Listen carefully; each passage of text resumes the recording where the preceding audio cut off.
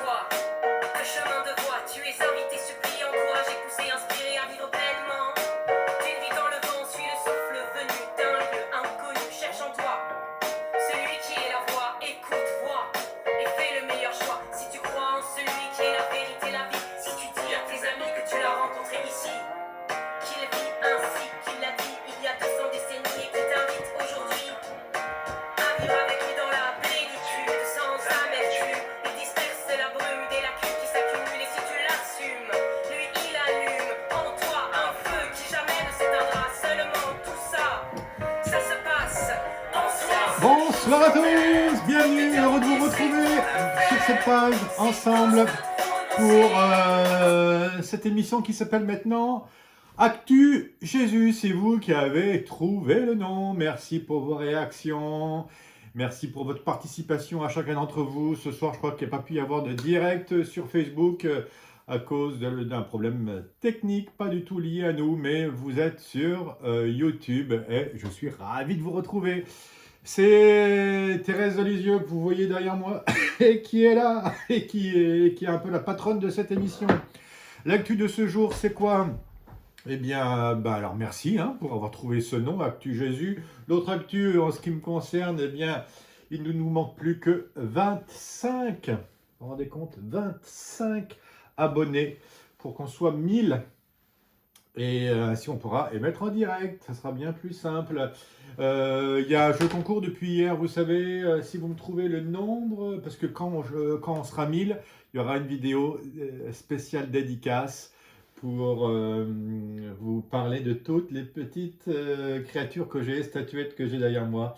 Le jeu concours, c'est combien y a-t-il de statuettes? Je vous avais dit, vous me donnez des réponses. Celui qui trouve la bonne réponse gagne toutes mes considérations et puis aussi une statuette que je lui envoie, d'accord? Il y en a plus de 50, je vous signale, c'est sur la vie des saints.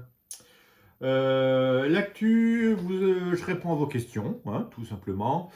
De quoi vous m'avez parlé? Vous m'avez parlé de sujets intéressants. Vous avez été très nombreux à regarder la vidéo sur la vie, sur les costumes de révélateurs. Ça vous a plu, tant mieux. Merci d'avoir été là aussi également pour la messe que j'ai célébrée en direct de Notre-Dame de Neuffontaine. Et ça aussi, ça vous a bien plu. Vous avez réagi aussi à la vidéo, la vidéo anniversaire. Hier, c'était le 19 avril, on fêtait les 12 ans de Révélateur sur YouTube et les 13 ans de Révélateur sur Dailymotion. Et je vous disais dans une vidéo que j'étais le premier prêtre YouTuber de France, non pas en nombre de vues ou en followers, mais en âge. Enfin, vous voyez, 2007, YouTube arrivait, quoi, voilà, arrivé en France. Et alors, il y a eu un peu une petite polémique, je ne sais pas comment on peut appliquer ça, mais c'est vrai qu'on a tendance à partir dans les polémiques en ce moment. Alors, j'aimerais vraiment pas qu'on aille vers ça, mais j'ai compris vos réactions et où vous mettiez. C'est quel dommage d'avoir arrêté Révélateur TV. Alors en même temps, on ne peut pas tout faire. On ne pouvait pas faire aussi à temps plein de la comédie musicale. Et moi, il fallait que j'apprenne mon métier de producteur. Ça m'a permis aussi d'être scénariste, de me pencher aussi dans la création elle-même. Que producteur, j'aurais pu le faire, mener les deux, producteurs de comédie musicale et en même temps responsable de chaîne web TV. Mais le fait de ne plus avoir la web TV, ça m'a permis de pouvoir continuer ma vie religieuse, tout simplement. Mais aussi de pouvoir mener de front l'écriture des scénarios, des chansons, des costumes, tout ça, ça m'a permis d'améliorer le concept comédie musicale qu'on maîtrise bien maintenant chez Révélateur. C'est pour ça qu'on peut rebasculer, et grâce à ce confinement, on peut rebasculer du côté de la web TV. Et vous me disiez, mais pourquoi ça s'est arrêté? En effet, il y a eu un problème d'argent. Quand il n'y a pas d'argent, et il n'y a pas d'argent pour la culture chrétienne, pour la culture d'une manière générale, mais les gens ne sont pas prêts à investir, à donner du temps. Et puis surtout, tout ce qui est nouveau, il y a des critiques. Donc attention aux critiques, même encore maintenant, dès que tu fais un truc nouveau, nous on était sur YouTube à ce moment-là, un prêtre, il doit rester dans son église, il ne faut pas qu'il sorte des cadres, les chrétiens. Alors, il y a non seulement ceux qui font, il y a à côté, il y a ceux qui ne font rien, mais il y a encore une troisième catégorie, c'est celle qui critique ceux qui font. Et ils passent tout leur temps, cette troisième catégorie-là, à critiquer les premiers. Alors ils mettent une énergie, ils vous mettent des bâtons dans les roues. Alors il y a toutes les critiques possibles et imaginables, surtout quand ça réussit. Votre malheur, c'est quand ça réussit. C'est mon adage, vous savez, chez Révélateur, c'est euh, malheur à celui qui réussit, quoi. On risque d'avoir des problèmes si on réussit, quoi. Parce que, moi, vous voyez, Révélateur TV, heureusement, ça n'a jamais marché, on n'a jamais explosé, mais on aurait eu des critiques, les gens, on aurait été au microscope, on nous aurait regardé, on aurait manqué de liberté, en fait, hein. Et immédiatement, on nous aurait essayé de nous couper les ailes. Mais nos comédies musicales, elles rapportent aussi pas d'argent, et heureusement, parce que sinon, on nous aurait jalousé. C'est la culture, hein, c'est un puits sans fond. Heureusement qu'on a les camps écoles qui nous permettent de pouvoir faire des comédies musicales. Sinon, financièrement, on n'y arriverait pas, hein. Même en payant les gens, même si les gens payent leur place, il ne faudrait pas qu'ils payent 19 euros, il faudrait qu'ils en payent 25 ou 30 si on voulait équilibrer nos comédies musicales avec le public qu'on a. Mais c'est impossible de demander aussi cher. Donc, heureusement qu'il y a le camp école qui aide la comédie musicale, hein, et la production des spectacles. Donc, des fois, oui, il vaut mieux pas avoir trop de succès parce que sinon, tout de suite, les gens vous accusent de vouloir de manipulation financière, humaine, machin, enfin bref. Mais ça, les saints, ils le savent très bien. Dès qu'ils ont eu du succès, ou moi, je pense à Hildegarde, là, ou même Thérèse d'Avila, bref, tout, hein, Thérèse d'Avila, immédiatement on leur tombait dessus, on les empêchait de faire. Oh là là. Donc vous, si on vous critique, si on vous empêche de faire, bon, n'ayez pas peur. N'ayez pas peur, parce qu'il ne faut pas craindre, hein, les attaques, il ne faut pas craindre de se mouiller, de perdre son image, de sacrifier beaucoup de choses, hein, pour pouvoir avoir la possibilité d'évangéliser. Actu, Jésus, l'actu c'est quoi? Bah, c'est ça, entre autres, hein, toutes les initiatives sont bonnes. Par exemple, un prêtre sur le web, c'est bien, ben, pourquoi pas. Quand je regarde YouTube, quand même, il faudrait, nous on est plutôt dans le domaine de la musique, mais il faudrait des prêtres qui aillent un peu sur le domaine du gaming, vous savez, de tous les jeux vidéo, tous ces garçons qui passent un temps fou sur leurs jeux vidéo, jeunes et moins jeunes, hein, et il faudrait qu'il y ait un regard d'évangile là-dessus, il faudrait des jeux chrétiens pour au moins... Alors, des aumôniers scouts, on en a, des gars qui sont capables d'aller dans les bois. Mais il nous faut aussi des gars qui soient capables d'aller sur YouTube, vous comprenez, et qui puissent... Il y en a, hein, je connais des prêtres qui jouent, mais c'est tellement pas politiquement correct. Il nous faudrait de nouveau un père Sevin, quoi, un jésuite. C'est pour ça que les religieux sont épatants pour ça, parce qu'ils sont bien plus libres que les prêtres diocésains, parce qu'ils ont plus de temps, tout simplement. Ils peuvent se consacrer à des trucs. Donc il nous faudrait un dominicain, un jésuite ou un frère de Saint-Jean qui aille aller travailler du côté des jeux vidéo, qui nous en fasse un, qui puisse le produire, et puis qu'il soit youtubeur gaming, ça serait vachement bien, parce que comme ça, au moins, après, on pourrait... Moi, je connais pas du tout ce milieu-là. Il y a ce milieu de l'humour aussi. Il y a des prêtres pleins d'humour, mais derrière, il nous faudrait aussi une bonne présence de ce côté-là. Ça fait énormément de vues, hein. Les Cypriens et Norman, il faut voir ce que ça donne. Bon, au niveau des chansons, heureusement, on en a. Je pense à Père Benjamin, Frère Benjamin et autres, Lyon Centre, Glorious. Il se passe des choses chez les cathos dans la louange, donc on n'est pas trop complètement à la ramasse, même si les protestants font des choses vraiment incroyables, hein. Voilà, c'était ma réflexion par rapport à YouTube et par rapport au fait que bah, il faut y aller, quoi. Et même si c'est pas bien au début, arrêtons de critiquer, hein. Au contraire, il faut soutenir, être bienveillant. Il y avait un homme, un pharisien nommé Nicodème.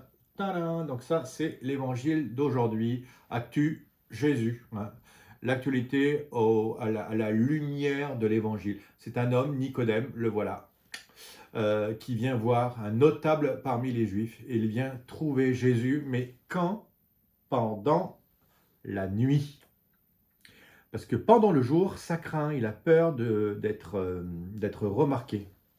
Le nombre de personnes qui n'osent pas dire qu'ils sont chrétiens catholiques, mais il y en a plein. J'ose à peine liker une photo du Père Jean-Marie Luc sur Instagram et dire que je fais une comédie musicale chrétienne. Ah non, le coming out catholique, il faudrait absolument... Moi je prie pour ces jeunes artistes qui osent dire, mais moi je suis chrétien et j'ai pas honte. Mais je peux vous assurer que votre carrière est en jeu, hein. Donc ils ont un courage mais phénoménal, ces jeunes-là, qui osent dire, ben voilà, aujourd'hui vous pouvez dire que vous êtes homosexuel, marxiste, bouddhiste, musulman, que sais-je, athée, franc-maçon, vous pouvez tout dire, et tout le monde dira, ah, qu'est-ce que c'est bien, bravo, il a des convictions. Et si tu oses dire, ah moi, vous savez, moi je suis catholique pratiquant et j'adhère complètement à tout ce que l'Église me raconte, c'est d'une originalité et ça demande une force intellectuelle, hein, d'abord, spirituelle, intellectuelle, bref, et puis un peu de soutien. Peut-être que nous, les chrétiens catholiques, on ne soutient pas assez tous ceux qui osent. Bon, je ferme la parenthèse. C'est pour ça que lui, il vient à la nuit. Il n'est pas si mal, ce Nicodème, en fait, hein. On va le retrouver 3 fois. Il va venir la nuit voir Jésus, et ça va quand même bien le convertir. Il va essayer de défendre Jésus devant le Sanhédrin. Et puis on le retrouvera où? À la croix. Il sera quand même invité à la croix. Alors que Pierre, Jacques, c'est des gens bien, hein, André, vous vous rendez compte, tous ces gens-là, Thomas, ils seront pas invités, enfin, ils ne seront pas à la croix.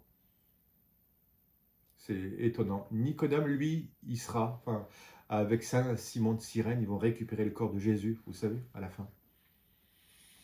Il y avait un homme, un pharisien nommé Nicodème, c'était un notable parmi les Juifs. Il vint trouver Jésus pendant la nuit. Il lui dit, Rabbi, nous le savons, c'est de la part de Dieu que tu es venu comme un maître qui enseigne. C'est beau, hein? Il a découvert quelque chose, Nicodème. Bon, certes, c'est la nuit, mais quand même.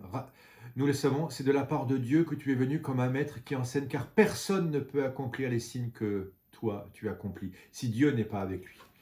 Il a tout compris, Nicodème. Mais nous aussi, peut-être qu'on a tout compris de Jésus. On sait qu'il est Dieu, qu'il est notre sauveur et qu'il n'y en a pas d'autre et que ça ne sert à rien de courir après. Mais est-ce qu'on n'est pas encore un peu dans la nuit? Et ces 2 mois ensemble de confinement, là, hein, est-ce que ça ne va pas nous aider en sortant? On va se dire, mais non, mais hein, 40 jours de Pâques, 40 jours de carême, 50 jours d'Esprit Saint, il faut les deux, je crois. C'est ça la grande explication, Actu Jésus. 40 plus 50, ça fait 90 jours, 3 mois. Bon, j'espère qu'on ne va quand même pas les avoir, les 3 mois. Enfin, moi, on est bien confiné ici depuis début mars, hein, dans l'Oise. Mars, avril, mai, ça commence à faire pas mal, hein. Bon, j'avance. Car personne ne peut accomplir les signes que toi tu accomplis si Dieu n'est pas avec lui. Jésus lui répond, Amen, Amen, je te le dis, à moins de naître d'en haut, on ne peut voir le royaume de Dieu. Il faut naître d'en haut. Encore une parabole de Jésus, un signe, une image, mais il faut naître d'en haut. Parce que lui, Nicodème, elle n'est pas encore né d'en haut. Il est encore trop dans ce monde, à pas oser. Est-ce que je fais le pas vers Jésus? Est-ce que je fais le pas vers une application réelle de ma foi chrétienne? Est-ce que j'ose le dire à tous mes amis? Ça serait un super... Interrogez vos amis. Est-ce qu'ils savent que vous êtes chrétien, catholique, pratiquant? Que vous adhérez de tout votre cœur à la doctrine de l'Église, que Jésus, pour vous, il est vivant, ressuscité? Oui. Ils répondent tous oui. C'est très bon signe, c'est que vous en avez parlé, c'est que vous êtes clean. Ça, c'est bien. Bravo, vous faites partie de cela. Voilà. Bon, peut-être qu'ils ne savent pas tout et qu'ils ont que vous avez eu un peu honte d'en parler et que c'est un peu craignos. Vous êtes encore un peu comme lui, peut-être, Nicodème. Et alors, Nicodème ne comprend rien, hein, aux paroles de Jésus. C'est pourtant quelqu'un de... Il fait partie enfin, vous voyez, des pharisiens, hein, un homme bien, quoi. Il la connaît, la parole de Dieu, mais là, Jésus lui dit, naître d'en haut, il pige pas les exemples. Parfois, nous, on raconte des histoires à travers nos comédies musicales, tout est il y a le deuxième, troisième degré qui est là, évidemment, parce que c'est le propre de l'histoire. Quand je dis que tes cheveux sont blancs comme le blé, t'as pas du blé dans les cheveux, on est d'accord, hein, et tes yeux sont pas bleus comme la mer, t'as pas de la mer, de l'océan dans tes yeux, hein. Ok, bon, eh bien, qu'est-ce que Nicodème n'arrive pas à comprendre là? Nicodème lui répliqua, comment un homme peut-il naître quand il est vieux? Je pense qu'il a compris. Mais il va dans l'histoire de Jésus, il va dans la remarque de Jésus et il va aller jusqu'au bout parce que peut-être qu'il fait voir aussi sa fragilité. comment lui peut renaître de nouveau, comment je peux ressortir de mon confinement, comment je peux devenir un bon chrétien, comment naître de nouveau, hein. C'est peut-être ça votre grande question. Grande question de Nicodème. Comment naître de nouveau, Jésus? Comment naître de nouveau? J'aimerais tellement savoir, hein. Comment un homme peut-il naître quand il est vieux? Parce que vous êtes peut-être vieux, nos sociétés occidentales étaient vieilles par rapport à l'Afrique, par rapport à tous ces pays qui sont spirituels, joyeux, pleins d'élan. Ils ne se posent pas la question de l'athéisme ou du gender. Un homme, c'est un homme, et Dieu, c'est Dieu, et une femme, c'est une femme. Bon, vous voyez, tout est tellement plus simple et plus clair. Plus pauvre aussi peut-être, mais plus simple. On revient maintenant, nous, aux choses essentielles. On fait tous notre jardin, on plante des radis, vous voyez, parce que il faut revenir aux choses essentielles. Comment un homme peut-il naître quand il est vieux? Peut-il entrer une deuxième fois dans le sein de sa mère et renaître? Lui, il aimerait avoir une deuxième chance. Tout recommencer à zéro. Et pourquoi pas devenir marin-pêcheur, puis après disciple de Jésus, alors qu'il fait partie du Sanhédrin.